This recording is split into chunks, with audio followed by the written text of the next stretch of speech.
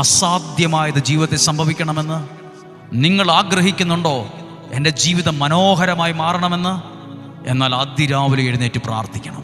അതിന് ഒരു വചനം പരിചയപ്പെടുത്തി പ്രാർത്ഥിക്കുകയാണ്. ജ്ഞാനത്തിൻ്റെ പുസ്തകം 16-ാം അധ്യായം 25, 26, 27, 28, 29 വാക്യങ്ങളാണ്.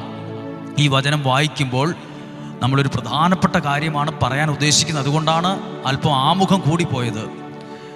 25-ാമത്തെ വാക്യം: കർത്താവേ, അങ്ങേ ആശ്രയിക്കുന്നവരെ പോറ്റുന്നത് വിവിധ ധാന്യങ്ങളല്ല, അങ്ങയുടെ വചനമാണെന്ന് അങ്ങയുടെ വത്സല മക്കൾ ഗ്രഹിക്കാൻ വേണ്ടി. ഒന്നും കൂടെ കേട്ടെ. ആ കർത്താവെ, അങ്ങയെ ആശ്രയിക്കുന്നവരെ പോറ്റുന്നത് വിവിധ ധാന്യവിളകളല്ല, പിന്നെയോ അങ്ങയുടെ വചനങ്ങളാണെന്ന് അങ്ങയുടെ വത്സല മക്കൾ ഗ്രഹിക്കാൻ